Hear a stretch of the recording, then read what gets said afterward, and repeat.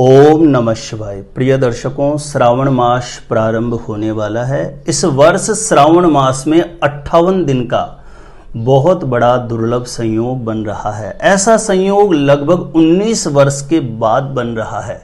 इस श्रावण मास में 4 सोमवार नहीं होंगे बल्कि 8 सोमवार होंगे। इस श्रावण मास के अंतर्गत अधिक मास की भी उपस्थिति रहेगी। ऐसे में किसी भी व्यक्ति की कोई भी मनोकामना है तो उसको 58 दिन के अंदर पूर्ण किया जा सकता है। आज के इस वीडियो में एक ऐसा नियम, एक ऐसा विधान बता रहा हूं। श्रावण मास जैसे कि 4 जुलाई मंगलवार से प्रारंभ हो रहा है और यह 31 अगस्त गुरुवार तक रहेगा। लगभग 58 दिन का श्रावण मास होने वाला है।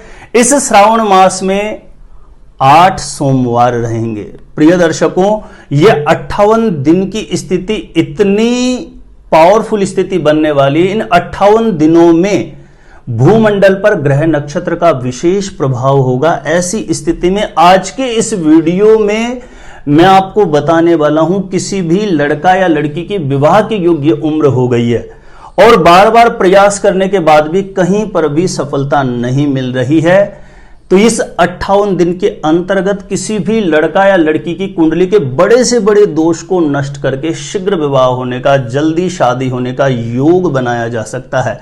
किसी भी लड़का या लड़की की कुंडली में चाहे पितृ दोष की वजह से, नजर दोष की वजह से, मांगलिक दोष की वजह से, बड़े से बड़े किसी भी प्रकार के ग्रहण दोष की वजह से विवाह होने में समस्या बनी हुई है, तो जरूर ध्यान रखें।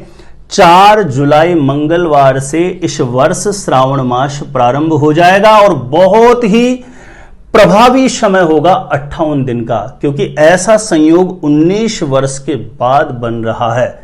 श्रावण मास होगा लगभग 58 दिन का।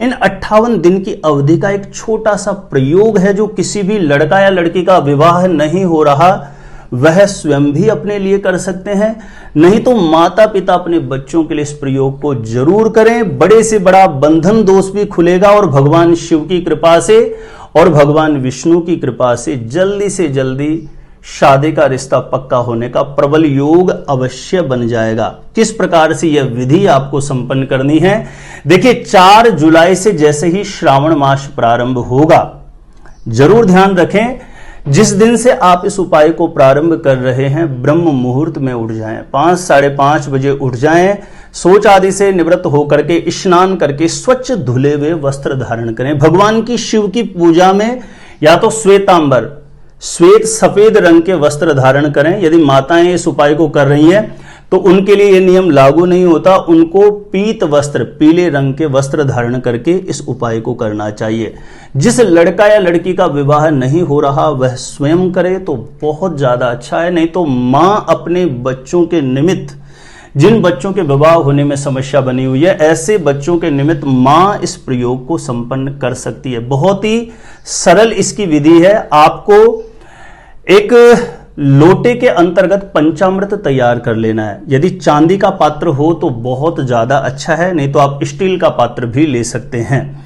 स्टील के पात्र में लगभग 100 ग्राम की मात्रा में कच्चा दूध ले लें, 100 ग्राम की मात्रा में दही ले लीजिए और थोड़ी मात्रा में उसमें शहद आपको मिला लेना है।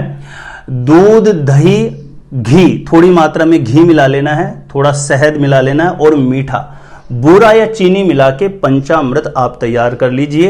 हो सके तो थोड़ा गंगा जल भी आप उसके अंदर मिला लीजिए। यह मिश्रण एक पात्र में तैयार करके आपको आसपास में कोई भी भगवान शिव का मंदिर है तो वहां पर जाना होगा। और ध्यान रखें, इसके लिए यदि 11 बिलपत्र आपको मिल जाएं, कटे हुए नहीं होने चाहिए, किसी भी प्रकार से खंडित नहीं होने चाहिए, 11 बिलपत्र आपको ले लेने हैं। किसी भी लड़की के विवाह के लिए कर रहे हैं तो आपको पीले चंदन की आवश्यकता होगी, तो पहले से ही आप पीले चंदन का एक पाउडर लेके रखिए। पीले चंदन की जरूरत पड़ेगी और लड़कों के लिए कर रहे हैं तो सफेद चंदन की जरूरत पड़ेगी। श्वेत चंदन का या तो पासा ले लीजिए आप, या घिसने वाला भी आता है तो वह आप पासा खरीद के रख लीजिए। तो वहां मंदिर में जाकर के यह प्रयोग आपको करना होगा। और संकल्प करने के लिए थोड़ी सी दुर्वा चाहिए, दूब, हरी घास चाहिए, मोटी वाली सुपारी चाहिए और जल आपके पास होना चाहिए। ये सब सामग्रियों की व्यवस्था करके आप भगवान शिव के मंदिर चले जाएं। पूर्व या उत्तराभिमुख होकर के आपको बैठ जाना है। ध्यान रखें, कमर झुका के नहीं बैठना। रीढ़ स्तंभ सीधा रखते हुए जो भी आपकी मनिच्छित कामना है उसके लिए भगवान शिव के चरणों में निवेदन करें, प्रार्थना करें। आप अपनी अर्जी भगवान शिव के चरणों में रख दीजिए। उसके पश्चात आपको सीधे हाथ में जल ले लेना है। सीधे हाथ में जल लेकर के थोड़ी दुर्वा ले लीजिए, दूब, हरी घास, एक मोटी वाली सुपारी रख लीजिए और फिर आपको संकल्प करना। यदि आप अपने लिए कर रहे हैं तो अपना नाम बोल लें, गोत्र बोलें, जो आपकी कामना है, शीघ्र विवाह हेतु जो कामना है उस कामना का मनी मन चिंतन कर लीजिए। माता पिता कर रहे हैं तो बच्चों का नाम ले लें, गोत्र बोल लें, जो उनकी उम्र है, कितनी उम्र हो गई है, जो भी उम्र चल रही है, 28वीं चल रही है तो 28वीं वर्ष का आप ध्यान कर लें कि इसकी ये उम्र प्रारंभ है। हे भगवान भोलेनाथ, जल्दी से जल्दी कृपा करते हुए मेरे बेटा या बेटी की कुंडली में किसी भी प्रकार का कोई दुर्योग बना हुआ है, कोई अशुभ योग बना है तो उसको नष्ट करना, शीघ्र विवाह होने का, जल्दी शादी होने का आशीर्वाद प्रदान करना। इस प्रकार से मनन करके, चिंतन करके, जितनी ज्यादा तन्मयता से, भाव से, श्रद्धा से, एक इंटरनली जो कनेक्शन आपका भगवान शिव से जुड़ के आप संकल्प करेंगे उतना ही जल्दी ये प्रभावी हो जाएगा।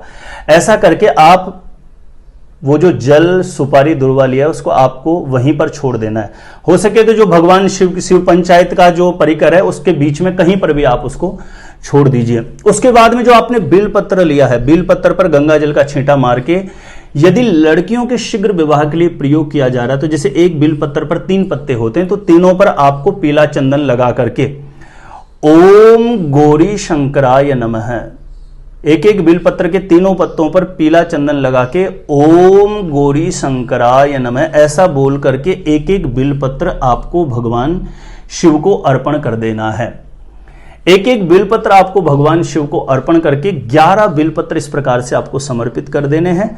और लड़कों को जो सफेद चंदन मैंने बताया, श्वेत चंदन पाउडर ले सकते हैं, पासा, किसी भी प्रकार से अपनी मनोकामना का ध्यान करते हुए संकल्प लड़का लड़की दोनों को जैसे मैंने बताया उसी प्रकार से करना है। लड़कों को लड़कियों की तरह ही बेलपत्र के तीनों पत्तों पर श्वेत चंदन लगा करके ओम गौरी शंकराय नमः ऐसा बोल करके 11 बेलपत्र शिवलिंग पर अर्पण कर देने हैं। ऐसा करने के पश्चात आप भगवान शिव से 1-2 मिनट के लिए बिल्कुल ध्यानस्थ होकर के अपनी मनोकामना हेतु प्रार्थना कर लें। उसके बाद आपने जो पंचामृत तैयार किया है, ध्यान रखें, जो पंचामृत लोटे में तैयार करके आप लाए हो, उस पंचामृत से भगवान शिव का अभिषेक करना होगा। अभिषेक करने से पहले आपको एक शुद्ध जल का लोटा भर लेना है। शुद्ध जल का लोटा भर के किसी भी शिव मंदिर में सबसे पहले मंदिर के द्वार पर वीरभद्र का स्थान बना हुआ होता है, द्वारधीश का स्थान बना होता है। थोड़ा जल वहां पर अर्पण करके प्रणाम करके अपनी मनोकामना के लिए प्रार्थना करें। उसके बाद थोड़ा जल आप गणपति भगवान को समर्पित करें, फिर गोरा मैया को आपको समर्पित करना है। फिर वहां पर सड़ानंद जी का स्थान होता है, कीर्ति सड़ानंद जी, उनको आपको स्नान करना है। उसके बाद नंदीश्वर को स्नान करवाना है। उसके बाद यदि सर्प का स्थान बना हुआ है शिव पंचायत में तो सर्प पे थोड़ा जल चढ़ा करके फिर आपको भगवान शिव को शुद्ध जल से स्नान कराना है। उसके बाद जो पंचामृत आपने लिया है वह आपको शिवलिंग पर अर्पण करते हुए ओम नमः शिवाय, ओम गौरी शंकराय नमः, ओम गौरी शंकराय नमः ऐसा बोलते हुए भगवान शिव को स्नान करवा दीजिए। स्नान करवाने के पश्चात वापस आप शुद्ध जल का लोटा भरें और शुद्ध जल से पूरे शिव पंचायत को एकदम साफ कर दीजिए।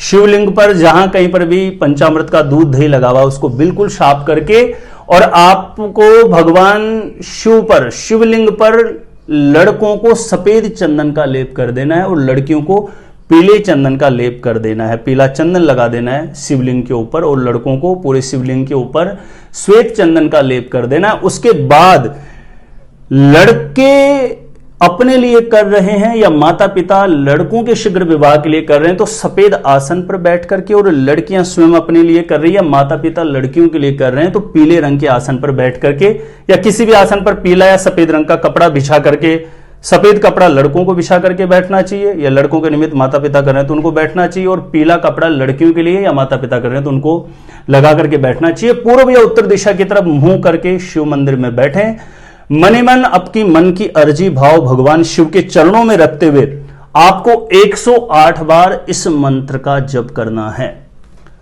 ओम गौरी शंकराय नमः, ओम गौरी शंकराय नमः ऐसा 108 बार इस मंत्र को करने के बाद जो भी मन का भाव है श्रद्धा से भगवान शिव के चरणों में रखिए।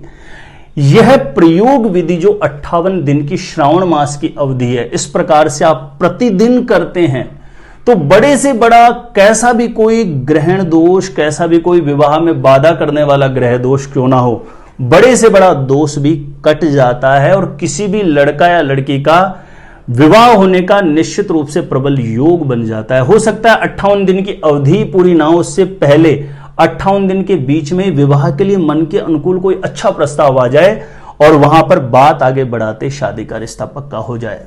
तो इस बार श्रावण मास के जो 58 दिन है बहुत ही दुर्लभ संयोग बना रहे हैं। इन 58 दिनों में भूमंडल पर ग्रह नक्षत्र का कुछ खास प्रभाव होगा, विशेष प्रभाव होगा।